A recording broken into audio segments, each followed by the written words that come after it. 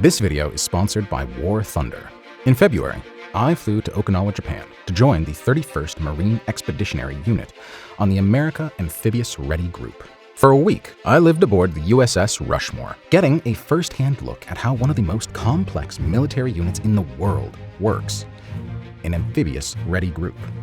During this week, I learned how the US Navy and US Marines work together to make such complex amphibious operations go smoothly, how much work is behind amphibious ops logistics, and even challenged them to a pull-ups fight. Results at the end of the video. In this video, we'll be covering why the Amphibious Ready Group is essential in the first island chain theater context, explained with maps and 3D models, how it functions as both a force projection and logistics hub, and lastly, how it enables the Marines' Expeditionary Bases Operations Strategy. Welcome to the US Marines Expeditionary Units and the US Navy's Amphibious Ready Group Explained. First, let's talk about why the ARG is relevant. In the span of a decade, the United States Marine Corps, USMC, has shifted its military posture from counterinsurgencies in the Middle East and South Asia to major conflict in the Indo-Pacific. This shift has been accompanied by a change in the logistics of the US Marines. During operations in the Middle East and South Asia, the service relied on huge logistical hubs called Iron Mountains to resupply units.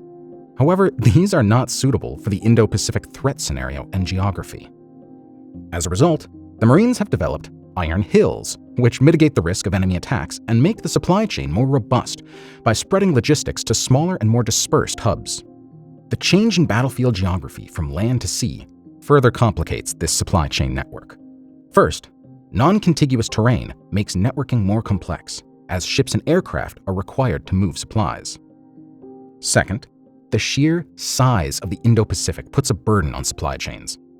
Geographically, the Indo-Pacific covers about 52% of the Earth's surface, making it much larger than any other battlefield. This means very distant objectives must be reached without infrastructure. Looking at a map of Okinawa illustrates this point. Okinawa sits along the first island chain, which connects the northern tip of Japan through Taiwan and the Philippines to Singapore. Along this chain, hundreds of small and bigger islands are separated into archipelagos with hundreds of miles of ocean in between. This stretch of islands is not only vital for US and Japanese forces, but also for other countries. A significant percentage of global traffic passes through the straits and channels along this chain, such as the Luzon Strait or the Miyako Strait. This makes the ARG essential in maintaining open seas and deterring any disruption to global sea lines of communication. The Western Pacific environment here poses significant challenges. Typhoons, storms, and even tides often disrupt resupply efforts, requiring a logistical structure that can adapt to these conditions. As the ARG Commodore German explained, adversaries are predictable. Weather's not. In this geographical context, the Amphibious Ready Group is a versatile asset. It can transport troops and supplies without relying on runways, land armored vehicles without needing ports, and deliver a combat force to areas inaccessible to others. Okay, so what exactly is an Amphibious Ready Group then? The Amphibious Ready Group is not a single vessel. It's a combined Navy-Marine Corps formation. While the Navy provides the ships, the Marines provide the fighting capabilities. An ARG is usually comprised of three different types of ships: an amphibious assault ship, LHA, a landing platform dock, LPD, and a dock landing ship, LSD. However, to platform such a wide variety of missions, each ship and unit in the ARG is geared toward a specific role. The LHA is the center and the brain of the ARG, where the majority of supplies are stored and where the aviation group operates from. This includes kinetic platforms like F-35Bs or the AH-1s, as well as utility aircraft such as the UH-1, MV22, and the CH53. In Okinawa, the attached LHA was the USS America. Then there is the LPD, which is a bit of a jack of all trades. It combines advanced command and control capabilities with a flight deck where MV22 can operate from, and a well deck, housing up to 2 LCACs. In my case, this was the USS San Diego. Last but not least, there is the LSD, which has the most available free space among the three, and serves as the logistics workhouse and main vehicle garage. In February, this was the USS Rushmore, my home for the week. This ship features the largest well deck in the group, and even has a turning table that allows even bulkier trucks to turn from the main bridge ramp to the well deck.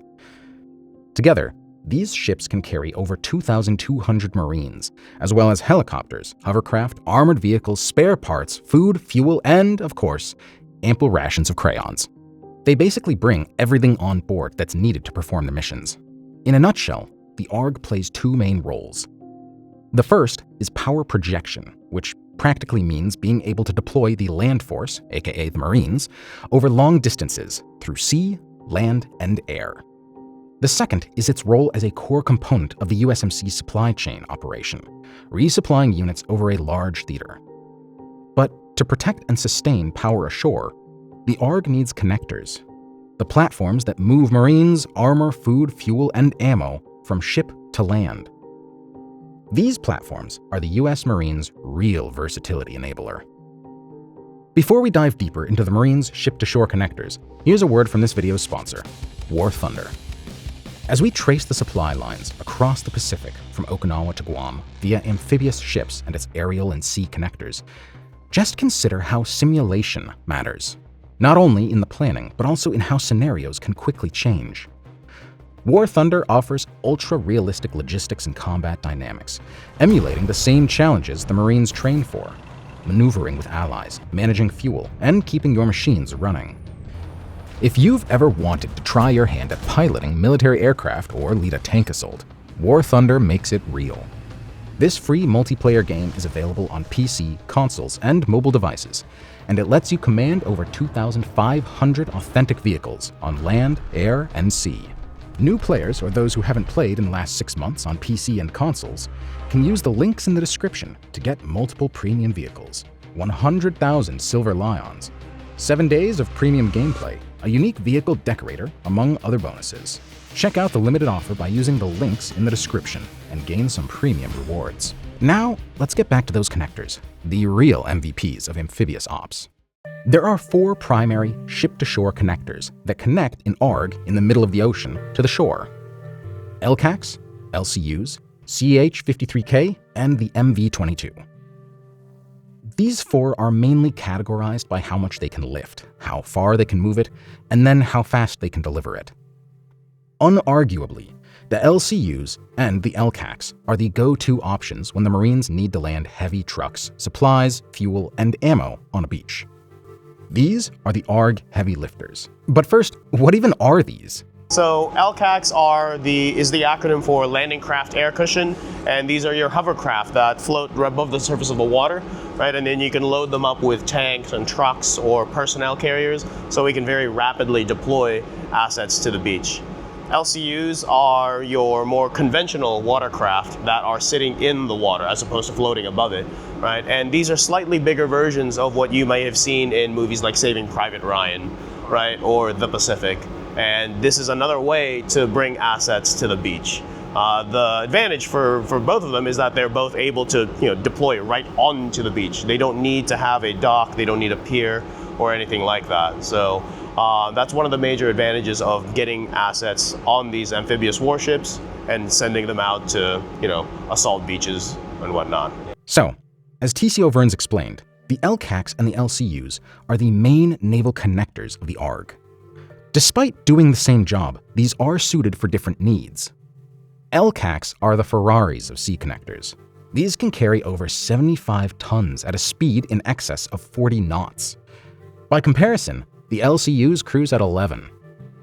LCACs achieve these speeds by reducing the water in contact with the hull, by hovering over it. Technically, it means that these ships are sort of flying over the water. Practically, the people operating them could be called pilots. However, these can also stay in place without burning gas, like here, which happens a lot when you're waiting for orders or plans to change. Spoiler alert, these two activities are like half of the military life. These can carry more than 70 tons, which is about 1 M1 Abrams, or 2 to 4 7-ton trucks loaded with 2 to 3 pallets, which translates to about 4 days' worth of food for a battalion. One major advantage the LCACs have is that by hovering over the water and land, they reach over 70% of the world's coastline, whereas LCUs reach about 15. This allows even heavily loaded trucks to avoid getting stuck in the wet sand. The well decks of the LPDs and LSDs are designed to recover both LCACs and LCUs, with huge ventilation openings, like this one on the USS Rushmore, and the ballast system that can lower the ship aft by 8 to 9 feet. However, when the Marines need quantity over speed, they rely on landing crafts. LCUs are sturdy and relatively simple machines, requiring relatively simple maintenance. They can lift in excess of 150 tons, which translates to 3 M1 Abrams. When they dock to the ARG, the receiving ship needs a ballast in order to lower the ship aft by 8 to 9 feet to allow LCUs to come on in. This part of the ship is called, for such reason, the well deck. LCUs and LCACs are essential connectors. Where the LCUs can haul heavy cargo, LCACs can fastly unload them. Sometimes, however, a beach isn't an option, or weather conditions make the sea route unusable. That is where vertical lift comes in. In an ARG, there are 2 main connectors, the CH53 and the MV22 Osprey. Here's an Osprey pilot captaining Shinkle, callsign pooh, describing their operations. The 53 is a heavy lift helicopter, so it has a lot of capability to lift cargo and troops, more so than the Osprey does, but it's a little slower. It also does a lot of external capabilities, so those hanging things underneath the helicopter, that's a lot of what the 53 brings to bear. What the Osprey's capability is long range and speed. So we have the capability to carry a little less than the 53, but we move about twice as fast, a little over twice as fast. And then we have a longer range and longer legs. This becomes important when you look at how the Navy is starting to disseminate at longer distances away from each other, operating in the Western Pacific.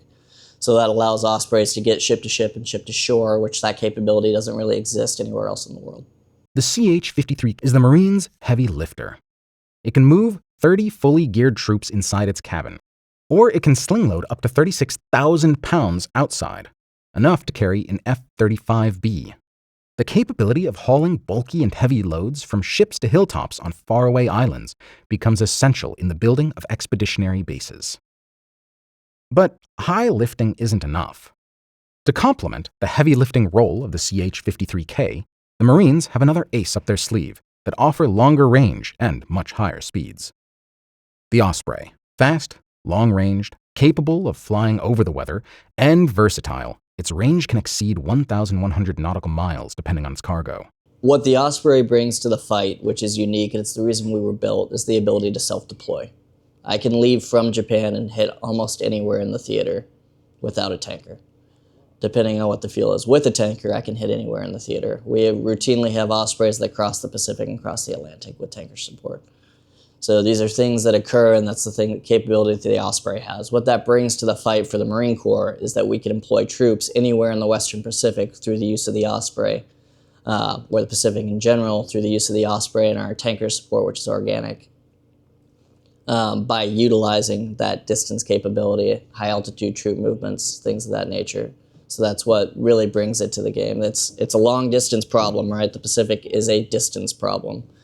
What the Osprey's challenge is, but also what goes back to that advantage, is the ability to make that range happen while figuring out the logistics of how to do so. Also, there is another hidden major advantage to using MV22s from Okinawa. Japan's self-defense forces also operate the MV22s, which allows them to jointly train with the Marines.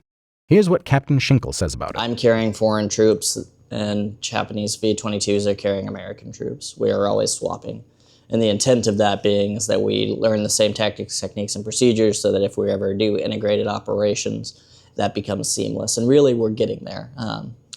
I've been very happy working with everyone that I've worked with, the Japanese V-22 community and our V-22 community, with those 2 squadrons that exist in Japan, operate almost seamlessly. We know each other. We work together at a personal level. We've operated with the same TTPs and the same ranges, tactics, techniques, and procedures. Which almost makes that seamless every time we get to work together, no matter what that question is. Although I didn't directly witness it during my time with the ARG, the service has been experimenting with unmanned connectors. These include smaller aerial drones and the larger autonomous low-profile vessel, ALPV, capable of stealthily carrying over 5 tons over 2,000 nautical miles, which we covered in a previous video. These systems are becoming increasingly important because they offload tasks from high-value platforms like LCACs and MV22s. They also have a much smaller footprint compared to the manned systems, making them ideal for smaller, low-profile, dispersed bases of operation. These platforms have already been used in real-world scenarios, such as in the Philippines and in Japan. The ALPV has been undergoing sea trials with the 12th Littoral Logistics Battalion in Okinawa since March 2025, whereas a plethora of aerial drones were also used in the Balikatan 2025 exercise in the Philippines. Other countries have been inspired by this approach, with China, for instance, trying to catch up by experimenting with catapults for its fixed-wing drones aboard its Type 076. As a part of its reorganization from the Middle East to the Indo-Pacific, the Marines have focused on increasing deterrence by expanding rather than focusing their presence across a wider theater, with dispersed expeditionary advanced basis operations, EABO in short. The Marines are not reinventing the wheel with this expeditionary base. In the 40s, we had to island hop to continue to build our bases up as we worked our way through the Pacific, and that took time because the only way to maneuver at that time was shipping, right, or naval ships. At this point, with the Osprey's capability to land to an LZ, return to a ship, and then still utilize fixed-wing speeds, you shrink that time horizon between EABOs. That allows us to be able to operate deeper into the operating area, and that also allows us to maintain replenishment of those assets where that capability wouldn't exist before. And it's not a capability that we often see with other nations operating in the theater. Characterized by smaller size, low signals and logistical signature, and high firepower capabilities, these bases offer unique advantage and adaptability to different scenarios. In 2019, the 31st MEU simulated EABO. During this exercise, they seized an airfield and set up an expeditionary base capable of supporting C-130J, F-35B, and rotary wing operations. Then, they seized a second neighboring island, which served as a base for HIMARS to conduct long-range strikes. But how much food, fuel, and ammo is required to support such an expeditionary base? Well, a 2021 report by Naval War College finds that a Marine Corps proposed by Navy Expeditionary Ship Interdiction System Force Structure, the building block of USMC strategy, consists of about 90 Marines, 18 JLTV similar transports, and 12 MTVRs. So every day, this unit needs 5,400 pounds in water and food, 7,000 pounds of ordnance, and 10,000 pounds of fuel. That's like refueling 100 cars every single day. This means that every Marine carries a load of upward to 80 pounds, but they also need constant resupplying to keep it fighting. So, how does the beached U.S. Marines logistics work in practice? Well, to understand that, I asked Captain Holman of the 31st MEU Combat Logistics Battalion Bravo Company. The Combat Logistics Battalion is part of the LCE, so we provide the logistic support within the 31st MEU. So the ACE obviously provides the airlift, and we provide the logistics support. So we transport the supplies, the troops, the equipment, pretty much just resupplying the BLT with bullets, band-aids, beans, all the classes of supply that they would need, fuel, as well as casualty care. Typically what you'll see a company-sized element go ashore first, just to kind of manage footprint out there. And then as the maneuver element phases more people ashore, the logistical requirement to support them increases outside the realm of what a company can organically provide. So that's when you'll phase another company-sized element ashore, and by that point, you have a battalion logistic hub established. But establishing a battalion logistic hub at the beach may not necessarily be the best idea for a lot of reasons. So they'll go ahead and move further inland and set up, could be a battalion-sized element further inland, leaving behind a platoon, more or less, at the beach. And then again, depending on how the maneuver element keeps going to reduce that resupply time, the battalion can then send out a company-sized element ahead of the battalion. So you basically have like a leapfrog effect of like a platoon-sized element at the beach, battalion about maybe an hour or two inland, and a company size element or a platoon size element an hour to further inlet from that, just basically to keep that transit time as short as possible for resupply.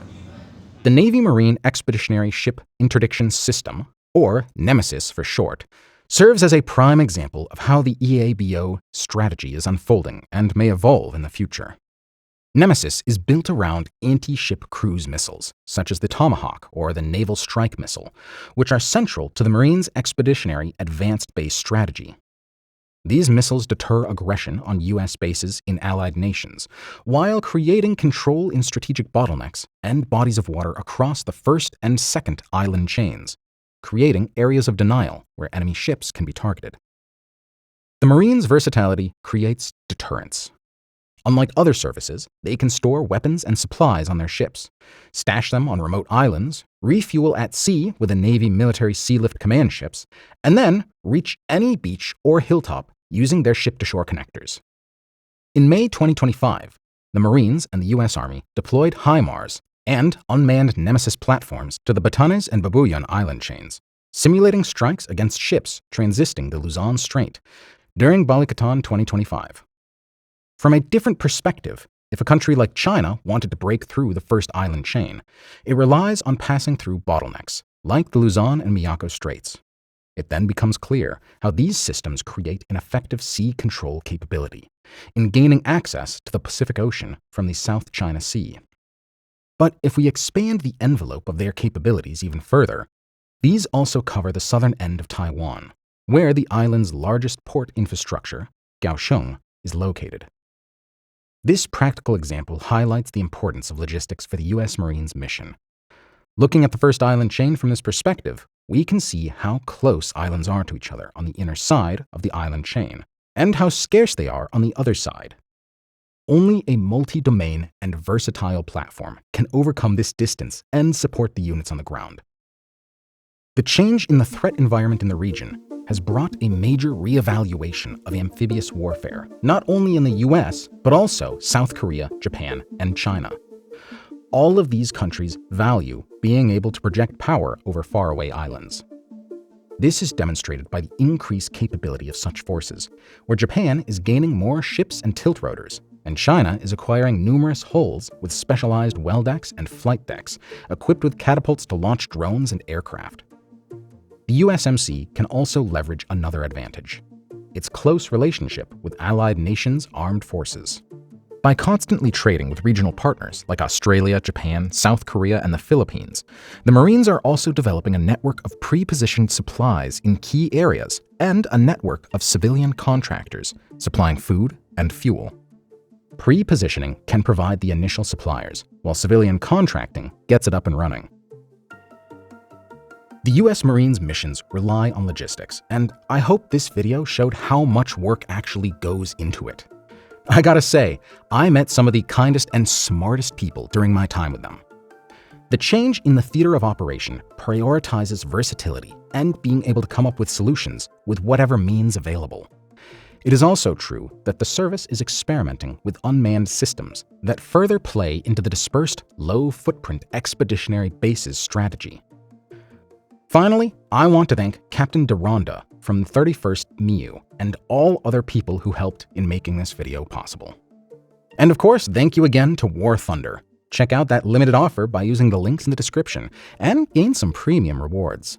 If you liked this video, feel free to subscribe. Otherwise, the thumbs down button also works. Also, what do you think of impact of drones on supply chains? Comment below. If you're still here, it means you want to know how the pull-ups challenge went. So this is the USMC Captain going first, and he got 19 reps. Now my turn. I only got 13 pull-ups. So the bottom line here is the USMC Captains are fit. Thank you for watching, and we'll see you at the next one.